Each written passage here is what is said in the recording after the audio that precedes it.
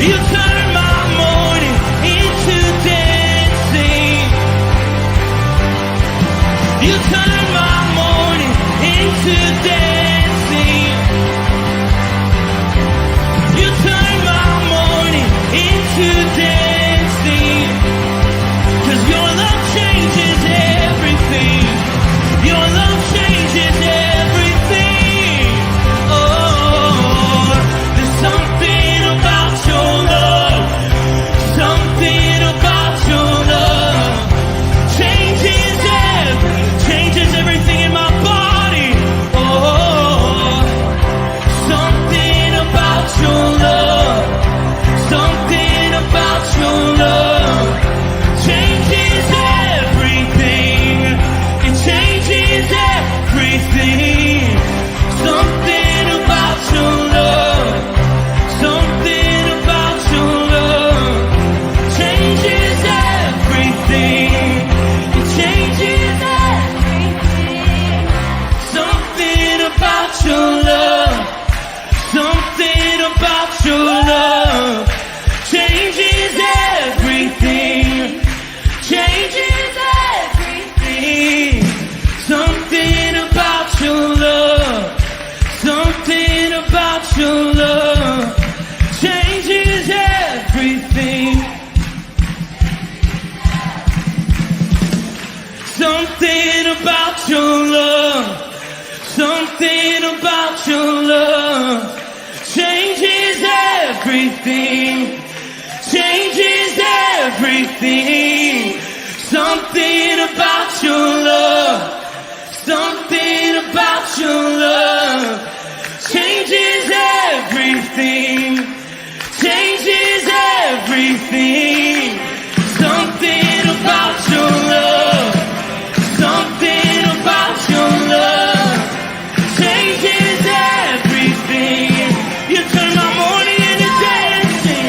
You turn my mourning into dancing. You turn my mourning into dancing. You turn my mourning into dancing. You turn my mourning into dancing. Something about your love. Something about your love changes everything.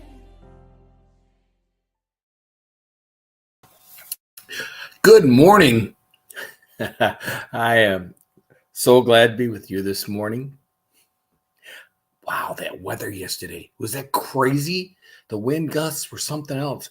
I laughed because yesterday in Pastor Tom's message on Rooted Men, he challenged us to be slow to listen, slow to speak, quick to listen, slow to speak. Wow, that was tricky.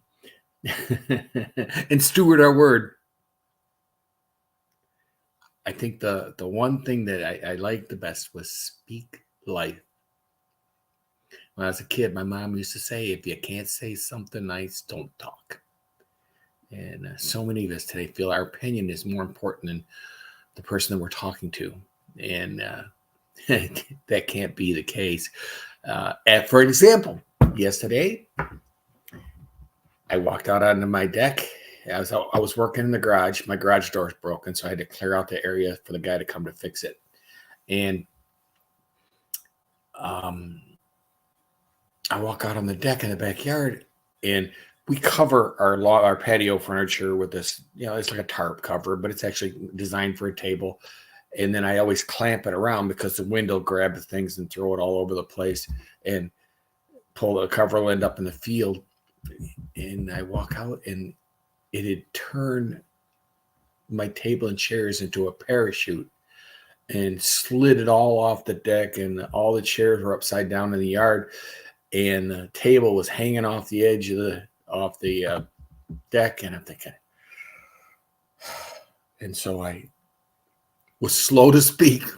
I took a picture of it, sent it to my wife who was at church, and I said, "You were right. We probably do need to adjust that cover." What do you do, right? Uh, but after hearing Tom's message yesterday, I kept thinking to myself that sometimes we're really slow to tell people how we feel about them, how important they are in our lives, and how special they are. And if we're going to speak life, it should be to the people we know and the people we see every day or every week. That's where we should start for sure. And not alone the guy in the street that you might run into randomly. Anyway, let's see who's here. This guy here, that's me. And then we got Chuck. Hey, Chuck, good morning from the Rooted Men. Hi, Chuck. Nice to see you, man. And then we got Bert Reggiani, who it must be nicer at your house because it says great morning. Good morning, Tom. That's a great message yesterday, too, by the way. And Sunday, that Bible study. Wow. Through the roof. Chris Conley. There's a guy every one of you guys need to get to know right there. I'm telling you, he is a blast. Anyway, I think that's everybody. All right. Let's get to it. You ready to get to it? It's just, I promise I'm not going 22 minutes, even if I have to quit early. The first one, Proverbs 27:1. We get to start the beginning of the chapter. This is kind of cool. Do not boast about tomorrow, for you do not know what a day may bring. After reading it, then I realized that kind of 22, verse 2 is kind of hooked to it a little bit. It said, let someone else praise you and not your own mouth.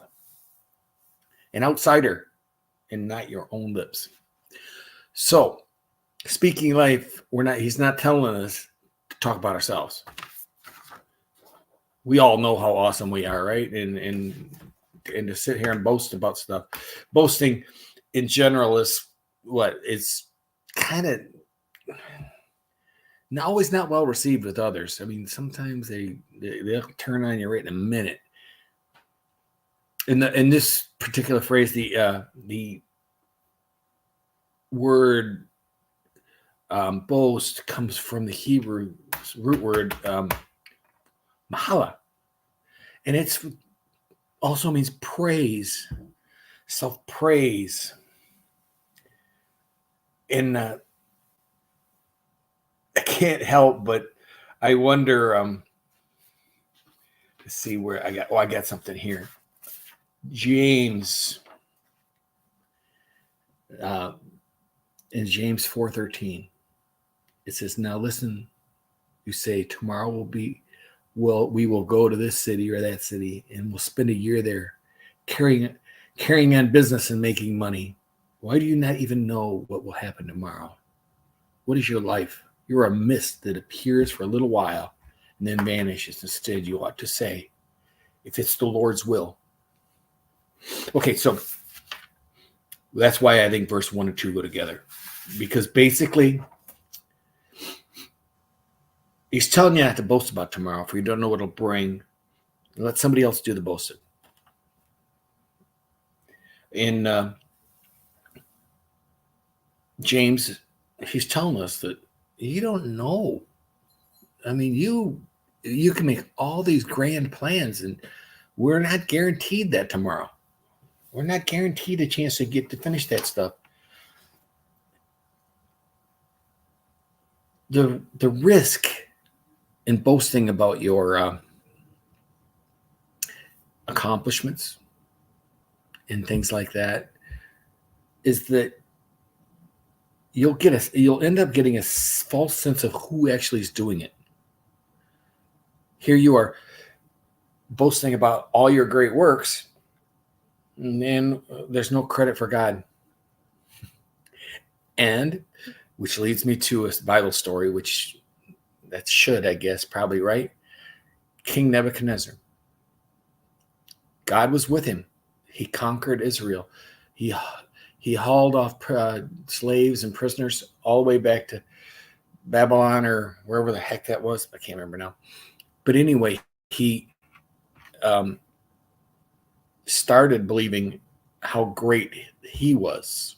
He expected people to worship him. We know the story of the oven. That came from the phrase that Nebuchadnezzar started believing that he was the reason everything was happening. And one day he got a dream from God. And when Daniel translated it or told him what it meant, he found out he was going to be a wild animal. He was going to live in the fields because God told him, he says, this is what I did, not what you did. It's verse after verse in the Bible of boasting and pride and self-recognition that we don't always get to say. Verse 3 says, stone is heavy. You ever pick up rocks? I remember when we did our landscaping, we had these rocks. I picked up these rocks that there was a field where the MDOT was doing some work, and they had a bunch of fill dirt, and they had these gigantic rocks. And they were, well, not big, but they were, this big. And I was always struck by how heavy one of those were and how much they weighed. Or ever ran up a hill in sand? It's the stone is heavy and sand is a burden. You ever run up a hill in sand? Go to the dunes in Empire. There's a dune up there that's right on Lake Michigan, and it goes right straight to the lake. And it's super steep, and it's all sand. And it'll take you 10 seconds to get to the bottom and a half an hour to get to the top because that sand just moves under your feet. Solomon's telling us this stuff is heavy. This stuff is hard to work with. And then he goes, but a fool's provocation is heavier than both. Oh, man, is that the truth? Holy mackerel. I remember years ago, I was in a union meeting in the company I work for, wanted to start drug testing its truck drivers. Yeah, I mean, how ridiculous is that? I mean, here you got 100,000 pounds of metal going down the road, and they want you to be sober too? Companies can be so unreasonable sometimes. Anyway, we were sitting in a 2-hour-long meeting, and every possible, for instance, comes up. What about this or what about that? And 2 hours go by, and then finally the guy asks a question about, the exact process of drug testing. And the guy goes in great detail for 10 minutes, maybe, going through the exact process. How many times you get one shot, you're done, this, all that. And then he gets done, and another guy jumps up and raises his hand, and he asks the very same question.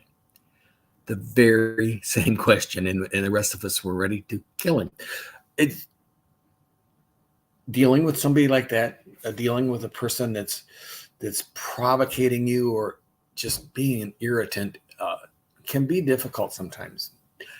How do we love that person?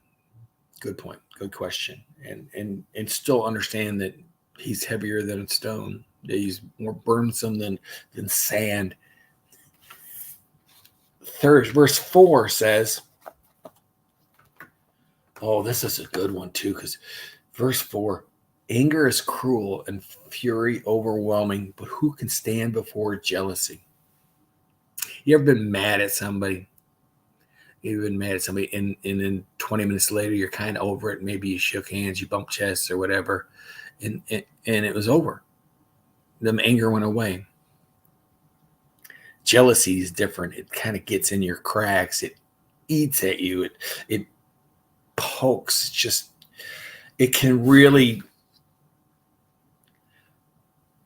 it's different because it doesn't go away right away, and it might never go away.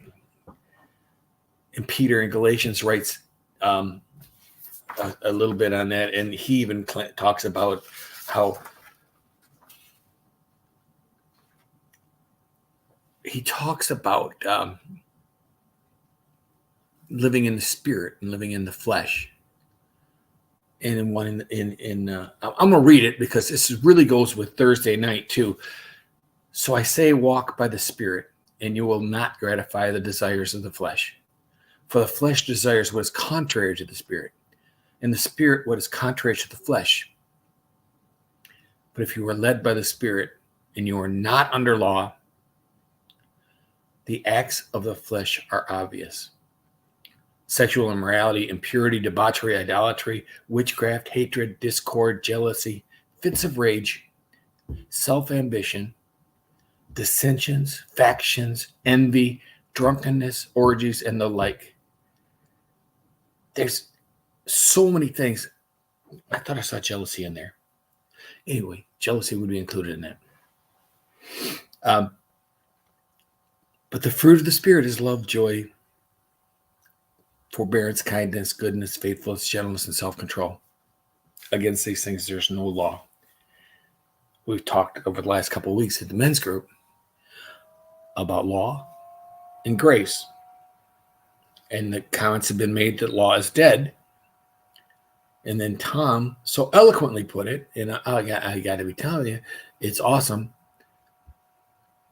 Law, since we are under grace, has now become a mirror or a curb that helps us know when we're off track. And I look at this verse and I go, holy mackerel. He is equated, if we're not under law, but we're under the Spirit, and then you look at the Spirit, and what is it? It's all stuff that was under the law. How does that work? We're not under law, we're under Spirit. we're in the Spirit, and this is the perfect example, I think, of what it means for a curb or a mirror. He's telling you, if the Spirit's in you, these things won't be in you. And if the Spirit's, if you're living in the flesh, then the other things will be, those will be in you. It's tough when Paul's own words seem to contradict him. They don't really. They just contradict false theology. Paul is using Old Testament law to describe what living in the Spirit looks like. I don't even know how to go any further than that. I think, to me, I found that fascinating that people could throw out the law completely when Paul's continuing to use it. Then verse 5, the last one, better is to open rebuke than hidden love. Sometimes you feel like you need to affirm everything people do. You ever feel like if you say something, I know, here's the perfect example. When I was in church, when I sang in a men's quartet, and we did a song before church practicing, right? And they were trying to get the sound right. And the guy that's running the sound recorded it. And we got down and everybody said, oh, it's beautiful. It's awesome. It's gorgeous. Then he played the recording back and it was cringeworthy.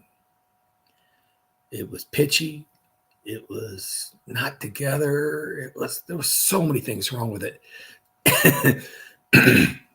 To the point where I had to go outside and just question my life choices at that point in time. I made the comment that sometimes you can't ask Christians because Christians will lie because they don't want to be mean. They don't want to have a negative thing, and they won't tell you the truth because they think they're protecting you. Brothers and sisters, we sometimes need to tell each other the truth. Not necessarily in the sense of somebody singing. I mean, I get that. But when a brother or sisters may be making wrong decisions or wrong theology mistakes, we need to be willing to step in and lovingly, carefully bring them back to the truth. And I'm going to end with Ephesians 4:15, where it says, instead speak the truth in love. We will grow to become in every respect the mature body of him who is the head of that, is Christ. If we can carefully, saying you're speaking the truth in love is different than actually speaking the truth in love. If you start out the sentence, I want to speak to you truth in love, you're probably on the wrong path already. So just remember that. All right. That's what I got for you this morning, guys. I appreciate you hanging out with me. I don't see anybody else in here, so I think we're good. It has been truly a pleasure today to speak with you. I can't tell you how much fun I have doing this. And I think it's Chris Conley's turn next week. I'm just kidding. You have a firmly rooted day, guys. Peace.